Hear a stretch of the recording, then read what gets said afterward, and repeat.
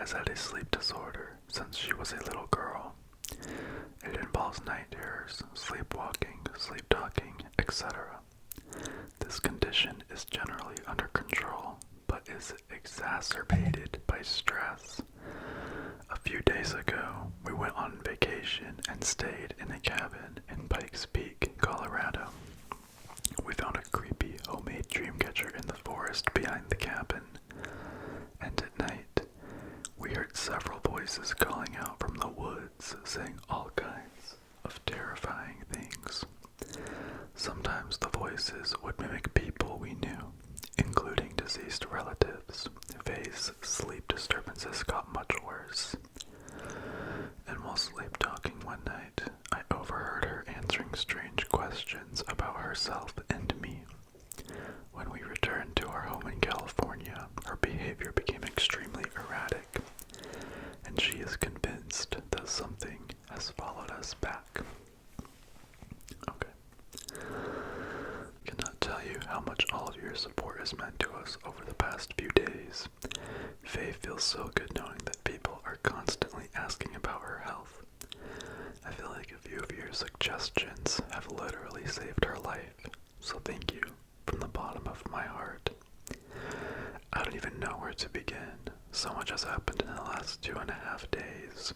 The sedatives and anti-anxiety meds the doctor gave Faye work during the day, and she has been less stressed. However, at night, her behavior is still highly unusual.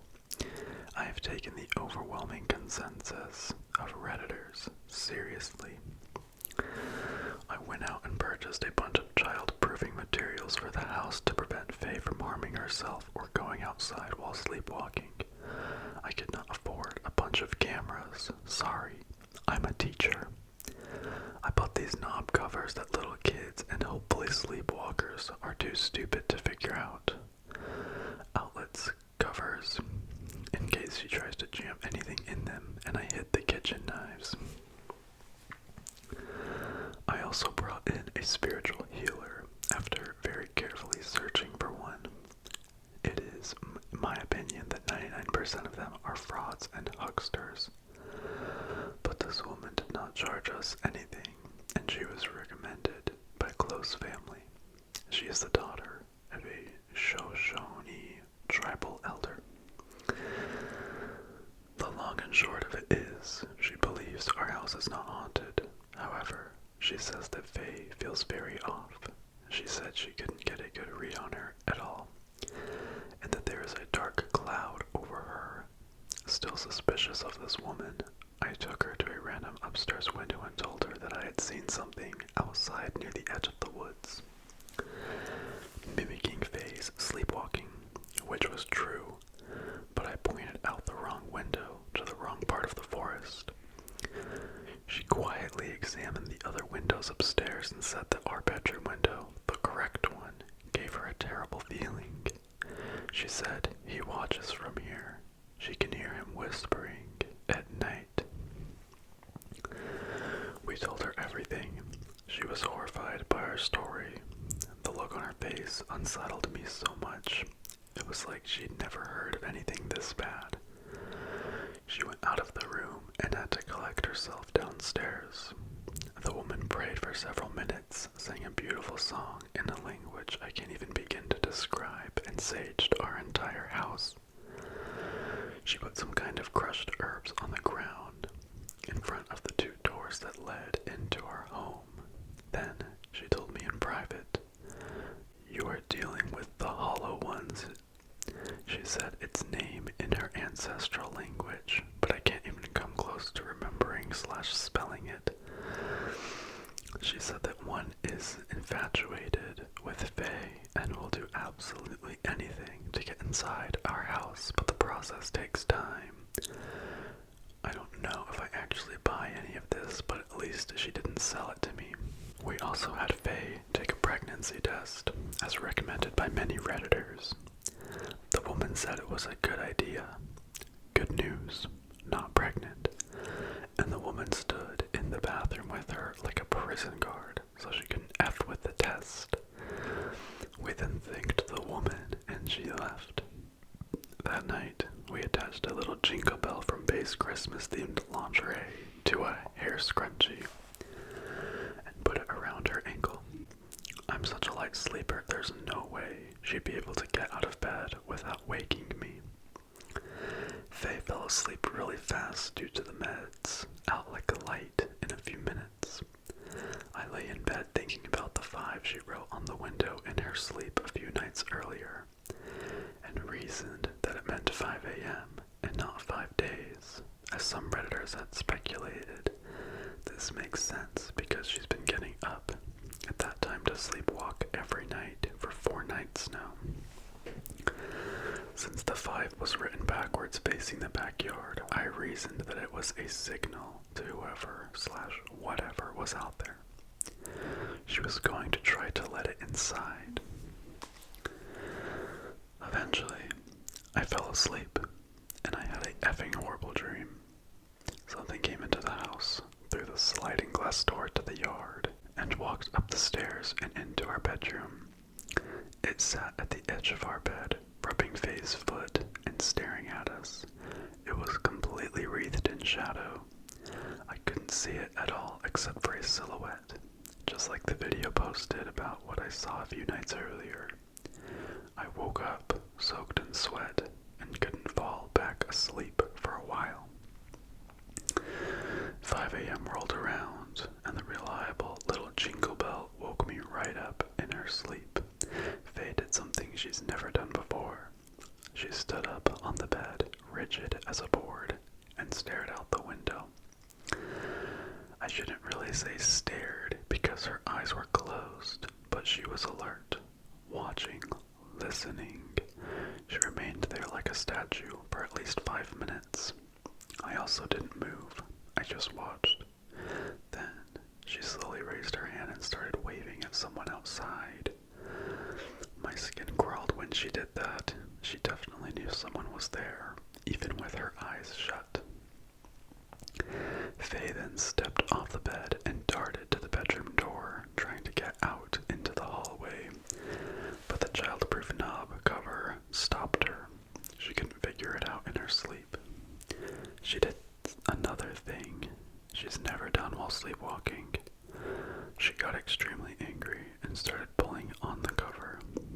She shrieked and growled like a trapped animal. After about 30 seconds of this, she woke herself up. She started crying really hard and told me that in her nightmares, she had seen a man without a face walking through the halls of our home, whispering her name and looking for her. I sat up and talked with her for an hour, and then we went back to sleep. When I woke up again, it was around 10 a.m., and Faye was gone. The bedroom window was open. As I walked downstairs, I saw her in the backyard, reading. Every single window in the entire house was open, and it was like 55 degrees outside. She told me the smell of the sage made her nauseous, and she wanted to get it out of the house. I couldn't smell anything. I suggested that we go to the church downtown today to speak with the priest. She's Catholic, but she refused, so I had my buddy Kay, who is a very, very devout Catholic, come over with some holy water and his crucifix. Apparently Kay told his priest what was going on, and the guy very reluctantly blessed the water and told us to call him. Faye was irritated that I'd done this without her permission and waited outside while Kay set up a few little crosses and his big crucifix around the house. Faye refused to have any holy water put on her. She kept saying, "I'm freezing, don't you dare." She's going to be super pissed when she finds out I put that shiz in her shampoo and conditioner bottles. She was in a really nasty mood all morning, but after we went out for lunch, she was feeling better and agreed to film the interview video and answer questions from Redditors. While filming, I noticed that she wasn't wearing her engagement ring and realized she hadn't been wearing it in several days. I asked her where it was, and she said it was in our luggage, which we've now only partially unpacked. Later, when I checked, it wasn't there. I'm worried about this for a few reasons.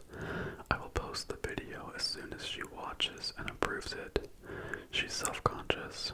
Expected within a few days. I finally began moving some more of the photos from the cabin onto my laptop too. I cannot bring myself to listen to those voice recordings yet. Since this is getting overlong, flash forward to last night. I got up at about 1 a.m. to pee and knocked the bell scrunchie off the bed. Faye had taken it off and was gone. I got angry and scared at the same time. I found her sitting on the stairs looking down into the darkness, spreading her arms open like she was trying to get a child to climb the staircase for its first time.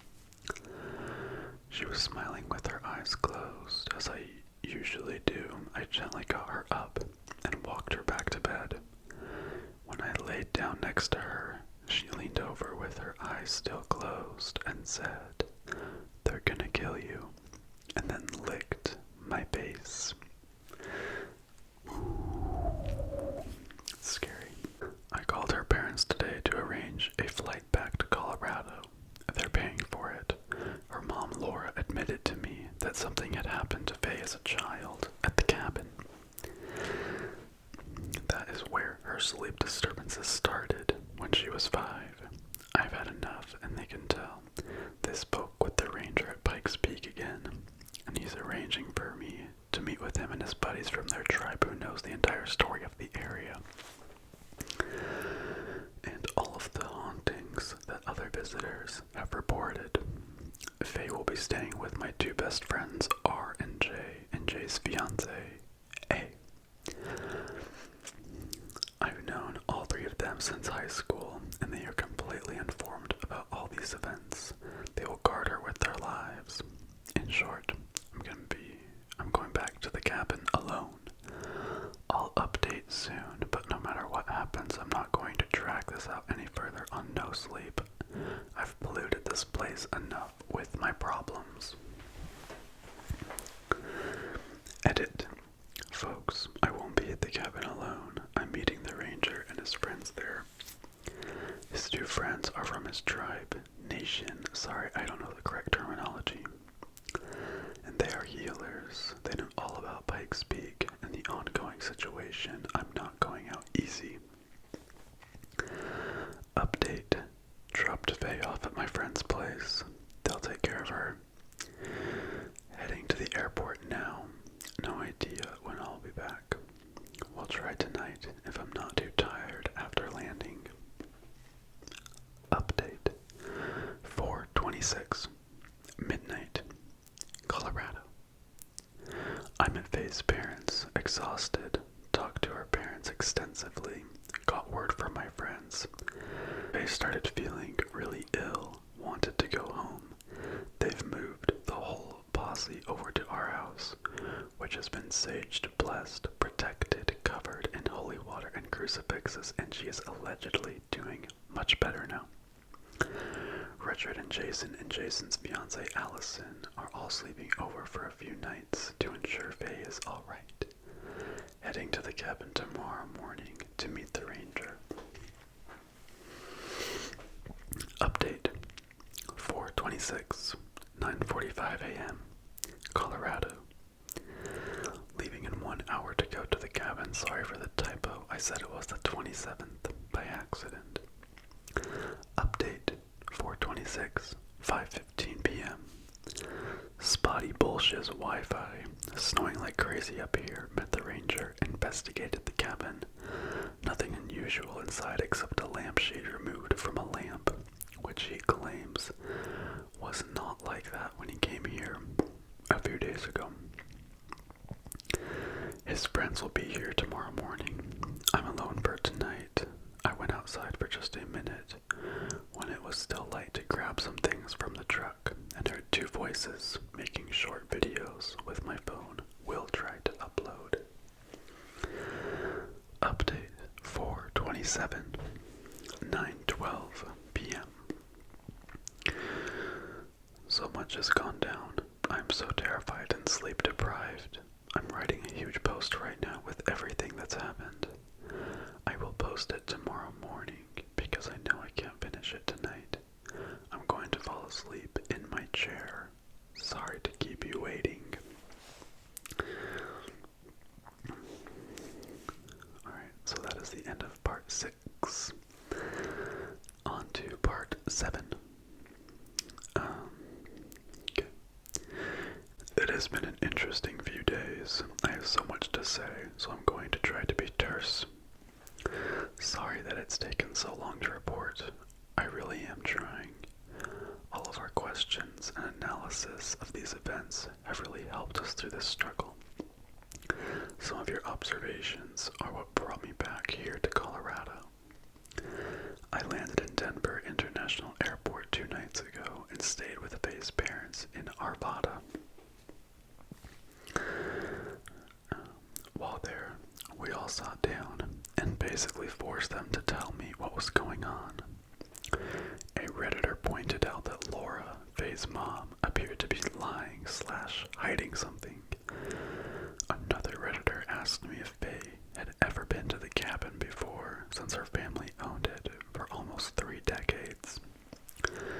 I had never even thought of this. When I asked Faye, she said no, and that her parents just used it as a getaway a few times a year. Faye's mom told me that she'd been there multiple times when she was little. This time, Faye's parents told me a different story. They claimed this was the truth. Faye had been to the cabin as a toddler a few times, and when she was 5, something happened to her. While Greg, Faye's dad, and Faye were outside, playing in the snow, Faye wandered off toward the edge of the forest to look in. She was following a voice.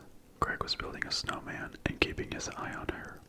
They were only a few dozen yards apart. Allegedly, Greg heard Faye talking, answering questions, but he couldn't hear anyone else talking. He started walking toward her to bring her back, and he heard her say, "Faye, no, it's Faye. I can't see you." A moment later, little Faye began shrieking and crying. She went stiff as a board, and Greg had to pick her up and haul her back inside. She was almost catatonic and would go through bouts of total silence or inconsolable hysterics for several hours. Until Greg and Laura decided to go back down the mountain and take her to a hospital. Greg claims he never saw anyone in the woods and never heard any voices speaking to Faye. The doctors thought she had an epileptic seizure, and to this day, Faye does not remember even going to the cabin. When I took her, she acted like she'd never seen it before. I believe that if Faye did remember being traumatized as a child, she'd never want to go back, so I really think she blocked out the whole experience. And when we visited it a week ago, she thought it was her first time going. And Laura and Greg's subsequent visits to the cabin without Faye, Greg experienced terrible nightmares in which dead people entered the bedroom and sat on the ground and bed watching him sleep. In the morning, Greg let me borrow his truck but refused to go to the cabin with me. He told me when I left, "We let you kids go up there because we honestly wanted to believe that there was nothing actually wrong with the place.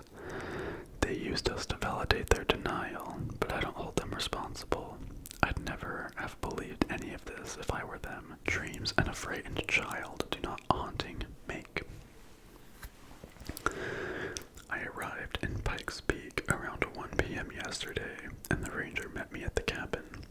We investigated the place and didn't find anything unusual except that a single lampshade had been removed from one of the lamps and placed on the couch.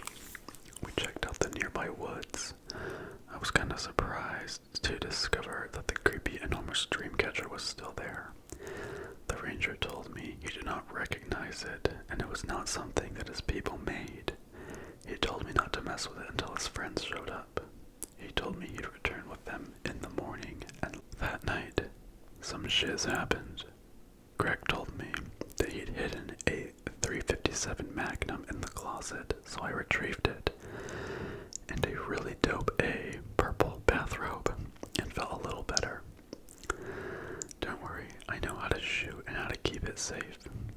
right around sunset, I walked out to Greg's truck to grab a few things I'd neglected to bring in earlier, and I heard two distinct voices chattering in the woods. It was snowing like crazy, and the wind was howling. But above the storm, I heard a gruff masculine voice and a younger adolescent male voice. They were both yammering incomprehensible gibberish from two different places. I hurried back inside and locked the door. The stuff they were saying was pure madness. It made no sense. Put them up there in the trees, and take walk on down there. Go ahead.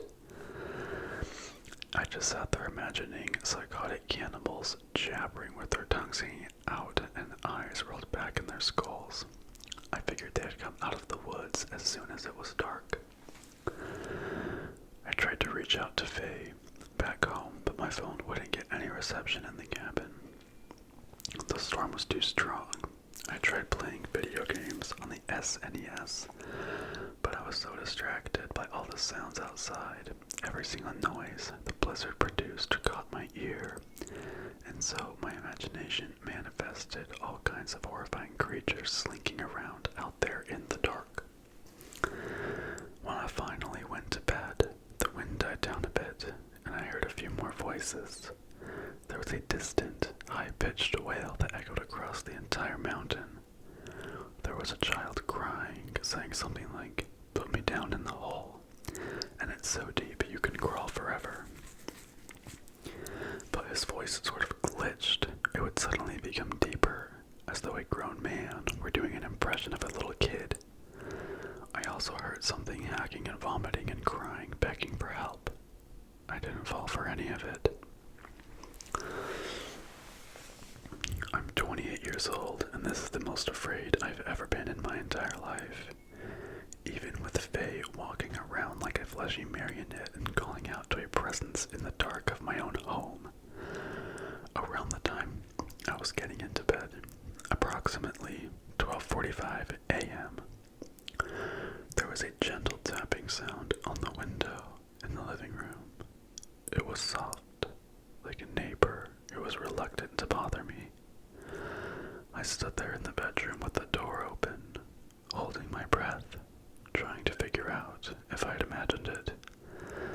Then I heard it again, so I crept down the short hall and peeked around the corner, just in time to see a figure walking past the window and toward the front door. With the curtains drawn, I couldn't make out anything but a big shadow. Then it knocked on the door. It was a gentle knock. A man's voice called out softly, "Hello." I just listened intently and tried to keep silent. Eventually, he knocked again and said, "Hello. I need to speak with you." He was speaking through clenched teeth. He was either extremely cold or extremely angry. I very carefully stepped back into the bedroom to grab the gun. But the gosh dang place is so old the doors creak. I barely tapped the bedroom door as I passed, and it squealed like a dying pig. Then the man outside said, just above a whisper, "I know you're there." For just a moment, in my lethargy, I considered the possibility that this was one of the ranger's friends, or maybe somebody else who lived on the mountain. I was never going to open the door, but stupidly, I figured talking to it couldn't hurt. I say it because I immediately stopped believing there was a human being on the other side of the door. The moment I opened my mouth, I said, "Who the F is it?" as assertively as I could. The second I stopped talking, whoever it was out there repeated my question while mimicking my voice accurately. It almost sounded like an echo. Then he said, "May I come in? Please." His voice was a little shaky, but it definitely sounded like me, unnervingly similar to me. But he was still clenching his teeth, so I could hear the difference. I pointed the gun at the door. house so he couldn't see what I was doing through the curtain, and said, "If you don't get the F out of here right now, I'll blow you in half."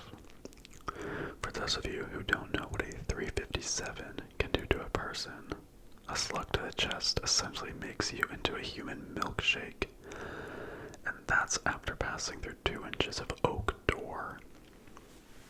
We both just stood there for a dreadfully long minute. It started testing out my voice, groaning and whispering and muttering. It said a lot of things, but I only remember a few of them. "What's your name? What's your name?" "A little cabin for the weekend, for the weekend, for and then a bunch of lip smacking and chewing sounds. "They're lying, they're lying, the ones out there. La, la, la, la, la, la." Not singing, but just flailing his tongue around and making noises like a child would. "You aren't alone in there, and I'm not alone out here. What's your name?" And "You go up in the trees or down in the hole. That's where you go. Oh, they'll find you either way." The sound of my own voice making these horrific noises and phrases set every inch of my skin on fire. I can hardly describe the physical sensation of fright this intense. It was almost like having a bad fever, hot and cold and wet and sticky all at the same time. I shouted for it to leave and said I was armed. I considered firing off a round, but that's a decision you can't take back, and my number one rule is to only fire when I'm certain I've got a target and a clear reason. I am proud to say that I can use my voice a lot better than whatever it was that mimicked me. I'm a soft-spoken guy, but I came down like an effing hurricane screaming, "I will effing kill you." He replied simply in a softer tone of my own voice, "I will effing kill you." Then it went back to babbling gibberish and knocking politely on the door over and over and over. After another minute or two, it suddenly stopped. The last thing it said was, "I know where she is." Then it kicked the door, and I mean harder than any human could possibly kick a door, and ran off. The boom was so loud, I couldn't believe the door didn't implode in its frame. The thing bounded down the wooden patio and off into the snow. And I swear on my life and honor, it sounded like a horse or some other huge four-legged animal charging off into the woods. A child's laughter rang out, and then everything was silent. Needless to say, I remained in a cat-like state of delirious paranoia for the rest of the night. The storm picked back up, and I did not hear anything else. I spent the whole night debating whether the thing at the door was talking about Faye. I tried to convince myself that it was just yammering more nonsense like all the voices I've heard up here. But the way it spoke, that sentence haunts me. Even now as I write this, its voice, my voice, was purposeful and restrained. It chose the words carefully, and it knew exactly what to say. I've been thinking a lot about what Redditors have been saying about Faye being some kind of doppelganger. When I first saw the nude woman on my car, I thought it was a trick to lure me into the woods where the voices lie. I thought the real Faye stopped me from leaving the cabin, but many of you have pointed out that the reverse could be entirely possible, given how the Faye I took home in California, is behaving. Given how she has failed all my tests, and given how her engagement ring has been missing since we got home. So I sat there for hours considering whether I should go into the woods during broad daylight to search for my fiancée. Of course, it's a stupid idea, but now I understand why people in horror movies do idiotic things. If I'm not looking for her or for answers, why am I here? I need to know what I saw that day in the driveway. I need to know if there are many voices or just one. I need to know how to get all this back to normal. I listened to music on my iPod and desperately tried to distract myself by reading news articles online until daybreak. Most of them wouldn't load because the gods of internet have cursed this cabin. Around 4 a.m., I got up to get some food from the kitchen, and I opened the window curtain a tiny bit to see if anything was going on outside. A ton of snow had fallen. At the rim of the forest, dozens of yards out, I could see a distant figure standing perfectly still in the moonlight. He was facing away, staring off into the darkness of the woods. I checked on him every 20 minutes since then. He never moved. When the sun rose around 6:15 a.m., he was gone. I never saw his face. Today, the ranger and his two buddies came to the cabin as promised. They were instantly likable and warm. One of them, T-Way, is a medicine man in his 60s and was especially cool. The other was his son Nathan. He was probably just a few years older than me. They told me all kinds of interesting lore about Pikes Peak and surrounding areas, and then proceeded to tell me a disturbing story that they believed explains the strange activity on the mountain. For the sake of brevity, I will relay this in my next post. The ranger gave me one of his facility's satellite phones to stay in contact with him in case of an emergency. I used it to call Faye, but she didn't answer, so I called Jason and Richard, who are presently caring for her. Apparently Faye had become inexplicably outraged after taking a shower, threw an enormous tantrum, and locked herself in our bedroom. She refused to eat for the rest of the night. Allison and Jason slept in the guest room, and Richard slept on our couch downstairs. He worked late on his commissions.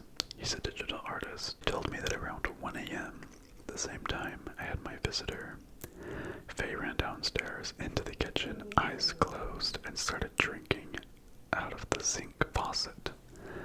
Then she turned around and stared, eyes still shut, at Richard while he sat at the breakfast table. She said, "Felix," to which he replied, "He's in Colorado, Faye, remember?" And then she said, "We sent him there to die." Then she sat down right there on the kitchen tiles and went back to sleep.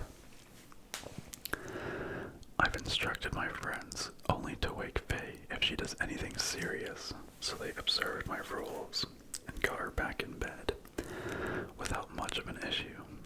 For all the crazy shiz Faye does when she sleeps, at least she never gets violent. The guys put her back into bed easily enough. The next day, Allison bailed on the whole project. She said that she was awake all night listening to Faye whispering through the wall.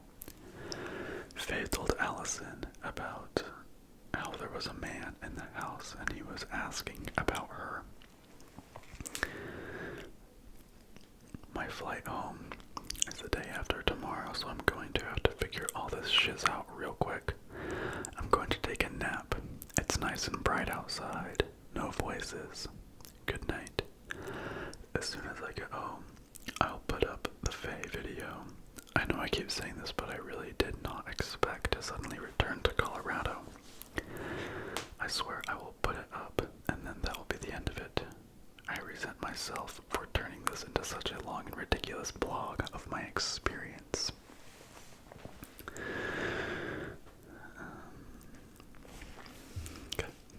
On to part 8. Lore and legends. T-Way is an incredible storyteller. He told me that Pikes Peak and the surrounding area was inhabited by the Ute, Manitao, Arapaho, Pueblo, Anasazi, and other Native American groups at various times. In the 1860s, when the gold rush was in full swing, many Indians were violently displaced because of mining operations there. They were torn away from their sacred lands, which was catastrophic to their cultures. Dewey stressed that historically, Americans have not understood the significance of land and names to Native Americans. And this is critical to understanding the supernatural presence on the mountain. The major world religions like Christianity and Hinduism and Islam are universal. They can be practiced anywhere.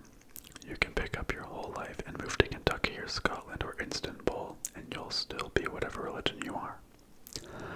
Your God still hears your prayers. He still intervenes in your life. But Native Americans practice land-based religions. The land they inhabit is a part of their creation stories.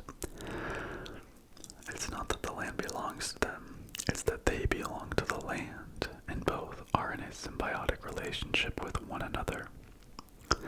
History is embedded in the landscape. A person is reminded of specific lessons and wisdom when they see a part of the land. The mouth of this river has a story attached to it. That fallen tree has a story attached to it. A battle was won here, a chief died there, peace was made between tribes with a feast here. When a native group is forced out of its homeland, the people lose their history. What's worse, they leave behind the places where their dead are buried. Since the dead are bound to that place, the Indians who left no longer have spiritual connection to their ancestors and thus to their God. Their medicines and magic no longer work. They forget the names of sacred places. As the names and history and wisdom are forgotten, the tribe's spiritual power evaporates. Dewey said that when Pike's Peak was taken, a group of disgruntled youths descended on the miners and slaughtered a bunch of them. Dewey said that when Pike's Peak was taken, a group of disgruntled youths descended on the miners and slaughtered a bunch of them. Because a complex network of alliances and peace treaties, these youths were punished by another tribe. They dug holes in the ground and slit the youths' throats.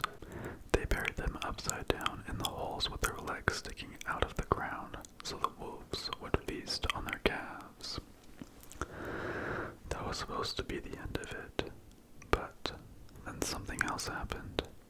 The legends say that these dead youths arose from the tainted ground one night. Because their flesh had been flayed from their hips down, they looked like walking skeletons. They hobbled into the Arapaho camps and took women and children back up the mountain. They forced them deep into one of the mines, never to leave again. The howls of women and children have been reported on the mountain for over 100 years now. The Utes in Arapaho engaged in blood feuds, sometimes called mourning wars, for years over this. They exchanged curses, executed and skinned and tortured each other. They stained the once sacred earth on Pike's Peak with rivers of blood. I was pretty mortified by this story. I just kind of sat there with the ranger while Dewey and Nathan blessed the cabin. They burned sage and tobacco inside and outside and used crushed herb dust to cover their hands. They made a handprint on every window and drew small symbols in ash at the top of the front door, inside and outside. They gave me bundled sage, cedar, hawthorn, and told me to burn it if anyone tried to get inside. It drives bad spirits insane. Then they provided me with small pouches filled with herbs and blessed objects to wear around my neck and in my pockets whenever I went outside. Nathan gave me a totem that he wears around his neck and told me to give it to Faye. Then they sang a really incredible chant in their language. It lasted about 15 minutes. I was blown away. I effing love these guys. Then we went outside. I showed them the dream catcher, and they told me that they had never seen anything like it. The dream catcher is made with tree branches, woven together with hair, composite yarn or wool string with glass beads crisscrossing the center in a pattern. It is old and handmade. Dewey told me not to touch it or move it. If you find an object of power and do not know who made it or what it protects, you should leave it alone. I asked him if it could be evil, and he said maybe. I got them up to speed on everything that has happened.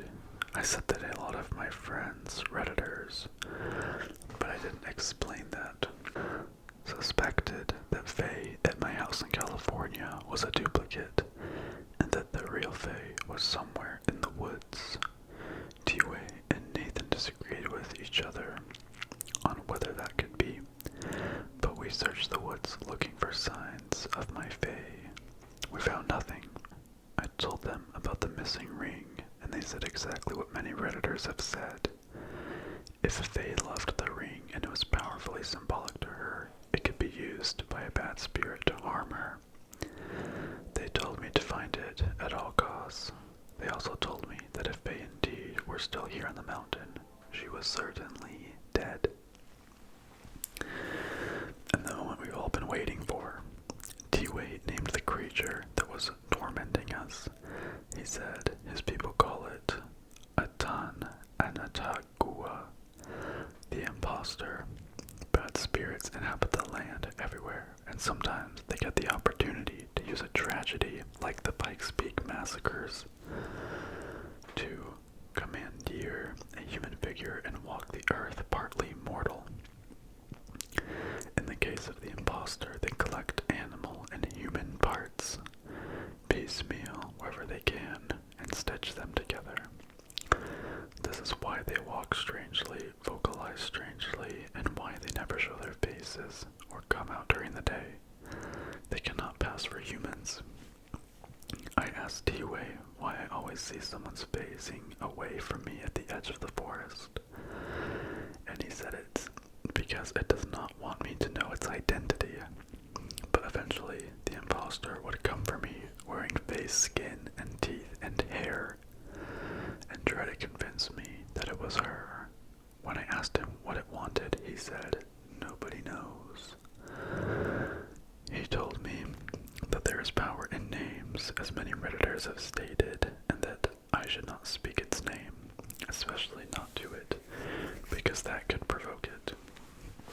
Of the voices I was hearing in the forest every night, T-Way said, they practice what they hear for decades. It makes it easier for them to hunt. The freaky shiz. T-Way, Nathan, and the ranger left at sunset, and I spent the rest of the evening thinking about all this, and I think I figured a lot of things out. Around 9 p.m., something disturbing happened. I used a satellite phone the ranger gave me to call Faye. She actually answered and was just laying in bed reading. We had a great conversation. I told her I missed her so much, and that I was up here trying to solve what was happening. I told her I wanted to have a family with her. She said that she was feeling better and had actually gone a whole night without sleepwalking or terrifying Jason and Richard, my buddies who are looking after her while I'm here in Colorado. After about 15 minutes of talking, I started hearing sounds outside. I heard footsteps crunching in the dry snow, and I heard a voice, my voice. It said things like, flight, insomnia, miss you, see you soon. It said things like flight, insomnia, miss you, see you soon. The thing that had been standing near the window mimicking my conversation with Faye. I told Faye I'd call her back later and hung up the phone, then went silent. The thing walked around the cabin slowly, trying to figure out if I had moved, and kept mumbling and repeating a few phrases as it went. Finally, it came and knocked on the door. Its knock was gentle, just like last night. I was a little bit less scared because of all the blessings T-Way had put on the cabin. But I still held onto the gun just in case any shiz went down. He spoke to me in my own voice, and the first thing he said was, "The the hole will fill with snow and blood.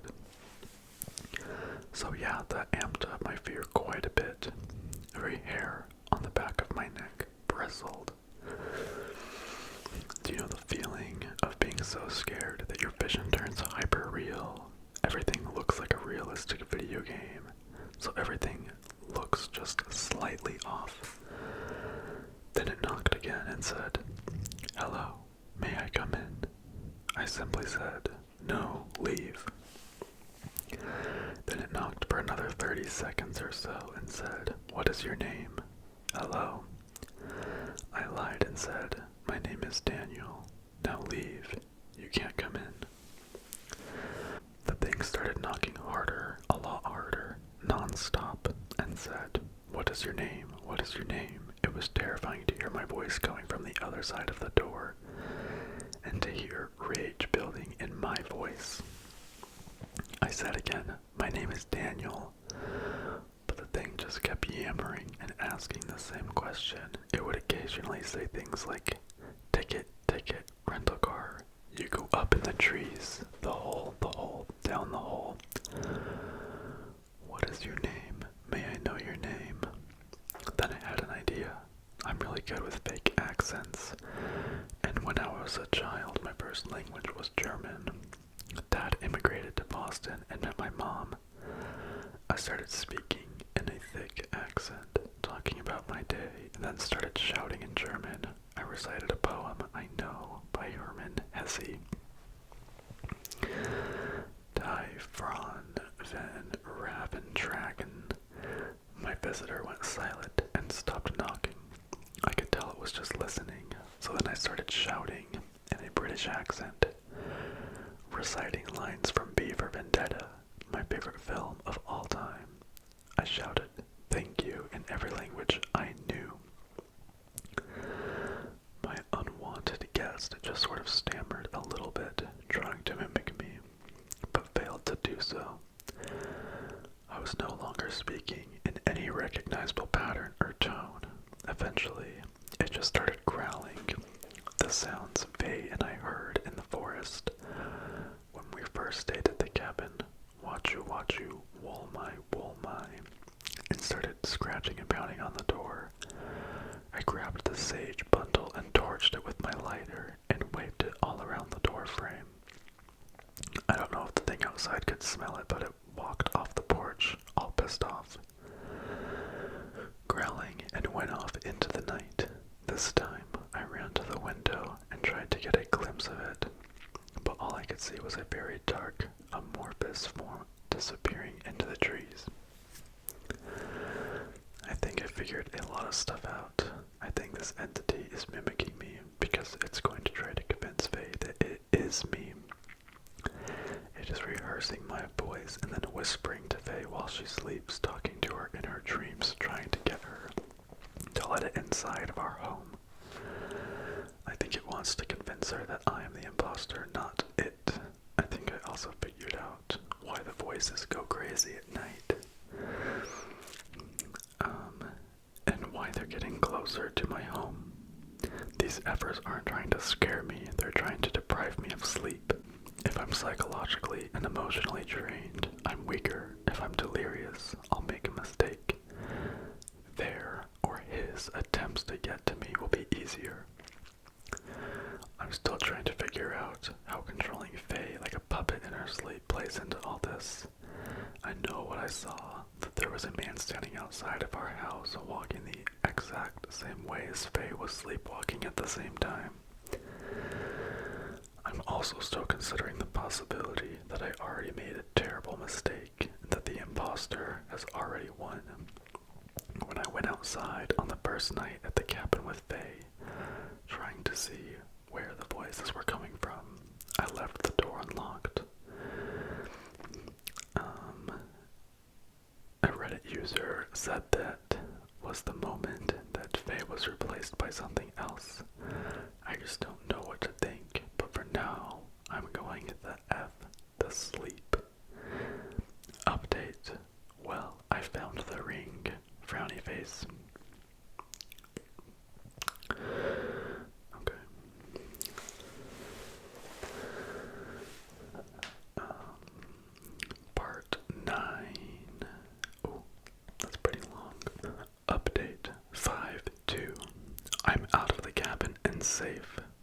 not go to Pikes Peak looking to be a hero, looking to find the mines, or looking for me. You will die. Avalanches, radon gas, mine collapses, etc. Do not be a fool. Edit. I took down the photo of Faye because someone started sending me creepy messages about it. I should have known better. Someone guilted another one of my posts. Thanks very much, stranger. There are so many new developments, it's hard to figure out how to cram it all into a 3,000-word no-sleep post.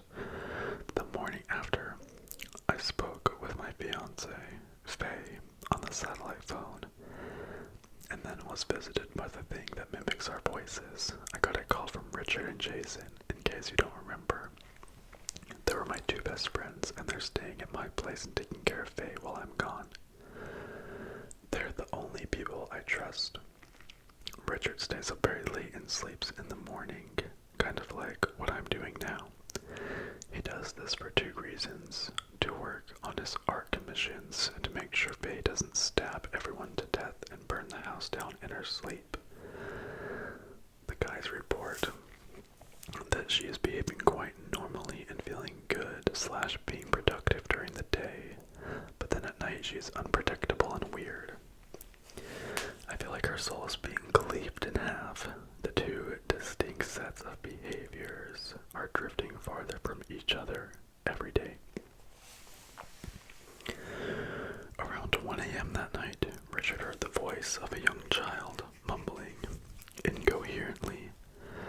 He is up to speed on all the unusual experiences that have plagued my fiancé and me, so he immediately got up to investigate.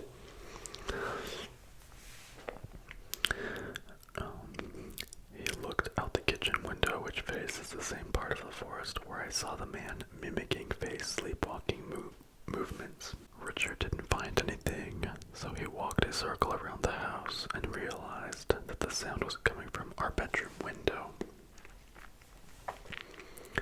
He went inside and woke Jason up, and they stood outside the bedroom door, listening. They claimed they heard the distinct sounds of a child whispering and softly singing, and I bet you can guess which song.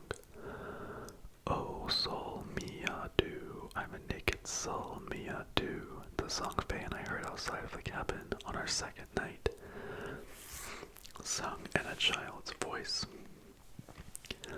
Both of these dudes are super ripped climbing enthusiasts, and they said they had never been so creeped out in their entire lives. Jason knocked on the door and said, "Faye, who's in there?" And he promptly heard the child go, "Shh," and whisper something inaudible.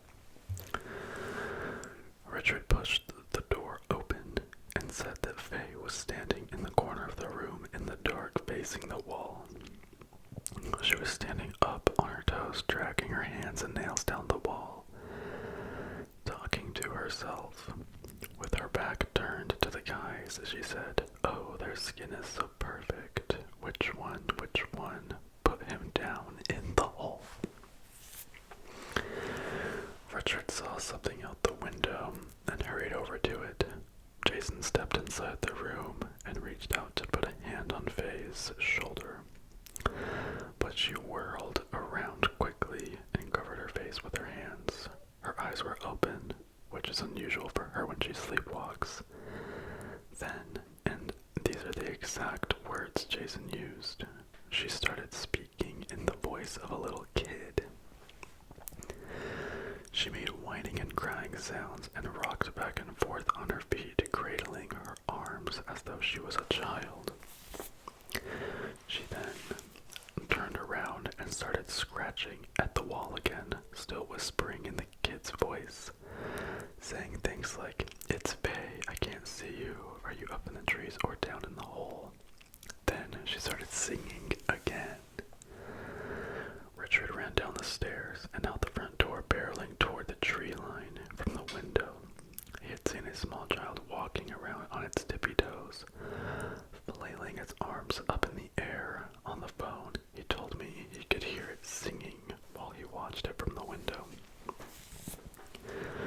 When Richard got about 20 yards yards away from the kid, it took off running on the balls of its feet, heading straight into the trees. Richard stayed in pursuit and went in after it. It was too dark for him to follow. He lost the kid after a few moments.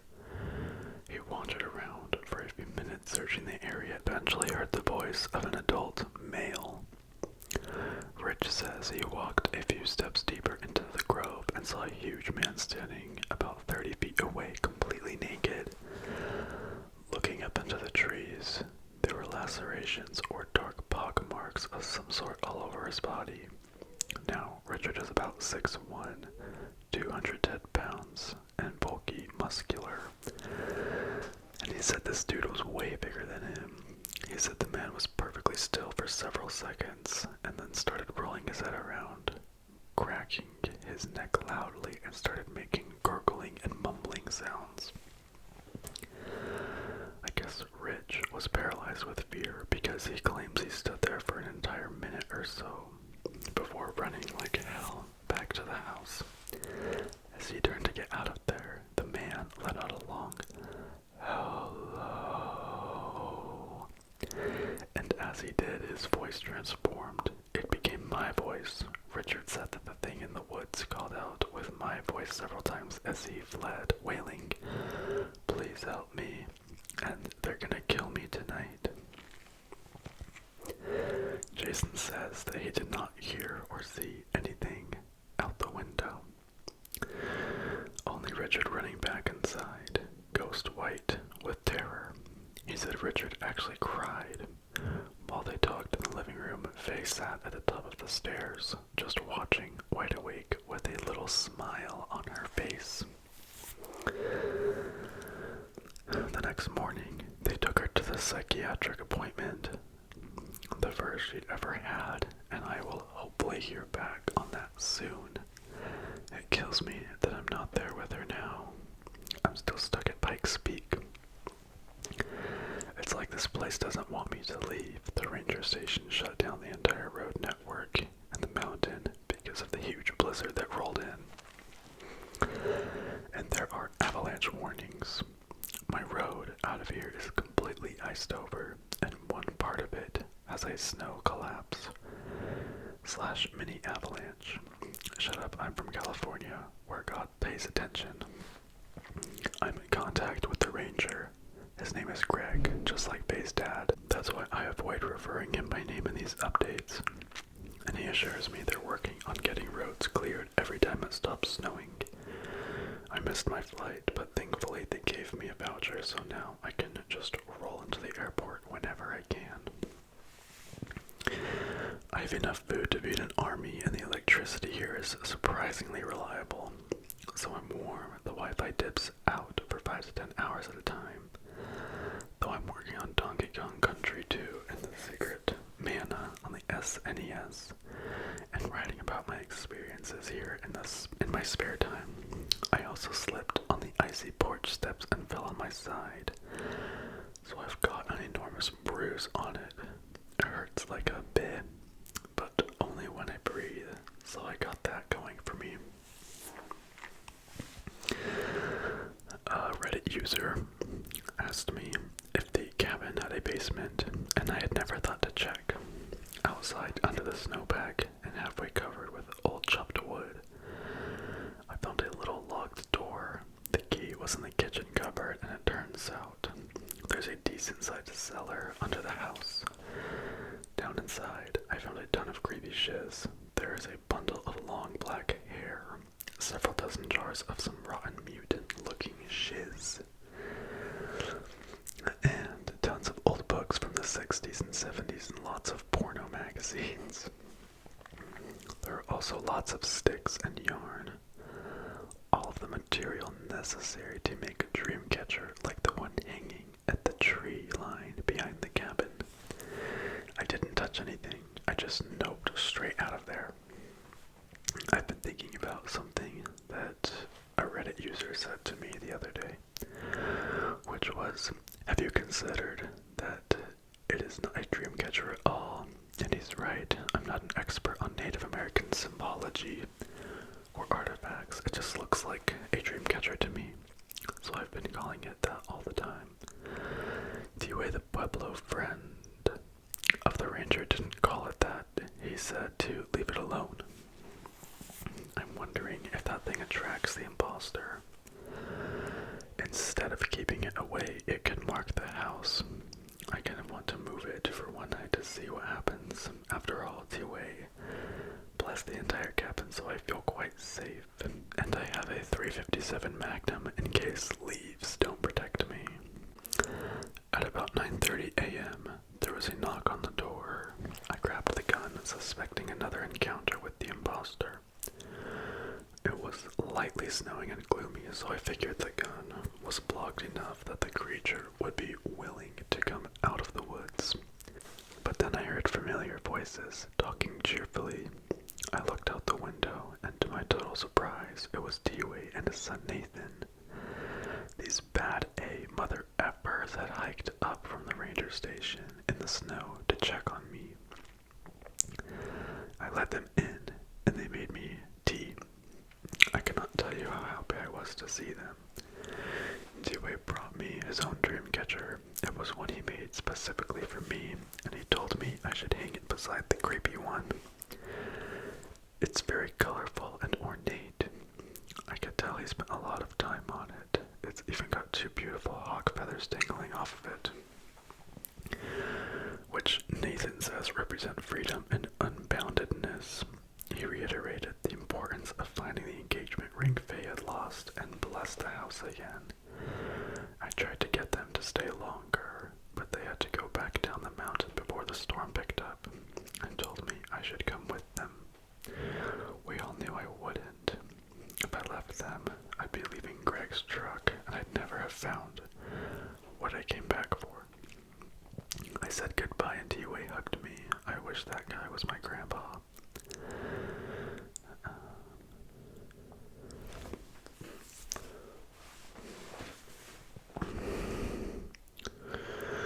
I took a nap after they left. I figured out how to sleep without being interrupted by the gosh dang voices in the forest. From 6 a.m. to 3 p.m. It's pretty quiet outside, so I nap on and off. But something really bad happened this time. I woke up opening the bathroom window. I've never sleepwalked before in my entire life. Faye's been sleeping next to me for 5 years, and she says I don't move, I don't speak, I don't snore, I don't steal sheets. I'm the most polite bed buddy on earth, but when I came to, I was standing next to the toilet with both hands prying the frozen window open. It was about 2 inches up, and the freezing cold wind on my fingers is what woke me up. I slammed it shut and checked all the windows, ensuring that they were locked and sealed tight, and went back to bed. I dragged one of the living room chairs into the bedroom with me and propped it against the door so that I'd knock it over if I got up. This didn't work. At around 1 p.m., I woke up standing at the front door and found myself pulling it open. The loud groans it issued were what snapped me out of it. I slammed the door shut and looked out the window next to it, praying nothing was there waiting for me at the tree line. I saw nothing. Then I remembered that I'd had a dream. Images of a huge hole carved into a mountain surfaced in my mind. Snow and branches were caked all around the mouth of the entrance, and an impossible, yawning, blackness emanated from within. In the dream, I just kind of stood there gazing into the vacant face of the deep, listening to Faye's weakened cries. I sat down on the couch and just sort of cried for about a half hour. I thought about what our lives had become, and how bad I missed her. I thought about all the dreams we have of our future, the things that can never be if I don't figure out how to save her. I thought about all the promises I'll never keep if I die up here. I decided that it'd be best to hang the dream catcher sooner rather than later because the clouds broke for a while and it was fantastically bright out. I got geared up and trudged across the snow with T-Way's gift and hung it on a branch about 3 feet away from I saw it, face engagement ring. It was dangling there right in front of me, as if to tease me. Someone had woven it into the strings of the dream catcher. I stood there for a long time, right between the two objects. I couldn't figure out if some benevolent force was giving me a break, or if I had just been taunted by whatever beings have haunted my footsteps ever since I arrived on the mountain. Retrieving the ring would require me to not only touch, but destroy the creepy dream catcher. I had the thought to go ask No Sleep what I should do, but I feared if I left even for a second, the ring would be gone when I got back, so I just tried to solve the riddle by myself. How I wish I brought the satellite phone out there with me after a few minutes of standing there. I reasoned that T-Way's dream catcher would probably do just as well in protecting me. If in fact that was the function of the original one. I also figured that if it were cursed or something, touching it couldn't actually be worse than leaving the ring there and allowing Faye to be completely consumed by her madness. If the ring was anything to do with the creatures who are controlling Faye and me while we sleep, then getting back is a priority over not touching the weird stuff in the woods. So that's what I did. I broke the brittle thing apart and took my gosh dang ring back. What else could I have done? And as if on cue, I noticed something out of the corner of my eye. It was a person standing in the snow beside a tree about 20 feet from my left side. I was so scared I didn't look directly at him. I just watched him in my periphery and prayed he didn't notice me. It was a man with black and gray hair and dark clothes, facing away from me. His head was tilted all the way back and was looking way up at the top of the trees. His limbs looked mingled and bent and elongated. Even without looking right at him, I slid the ring into my pocket and as slowly as I could, try not to make a sound. And as I did, the man hobbled around and faced me. I really didn't want to look now. I just slammed my eyes shut and knew he was looking at me. I could feel his gaze on me. He started gurgling and making throaty noises, then said, in a so threatening, I can't even begin to describe, "Felix, I know you, Felix. I know you, Felix. I know you." Over and over, I took off running and screaming like a bat out of hell. I screamed all the way back to the effing cabin. I barricaded the front door with the couch and burned up half the sage I had left. I even prayed, like an actual prayer. I haven't done that since I was 15 years old. I'm really struggling to write this last part. It's taken me hours to finish this entry because I keep getting up to distract myself. The ranger isn't answering his phone and nobody's at the station. Maybe the power is out. I don't know what I did by breaking that dream catcher. And I don't know what tonight is going to be like. But Faye, if you ever read this and if something happens to me, don't forget your tenderness, your softened skin. All I need, your love is my tourniquet. I have to say this even though I desperately want it not to be true. The man I just saw was T-Way. Oh my god, that is so creepy. Okay, well that's it for part 2 of The Cabin. I hope you guys are liking it. I am finding this very interesting and creepy, and I can't wait to read the rest of it. So, I will see you guys for part 3. Have a good night, and I'll see you soon.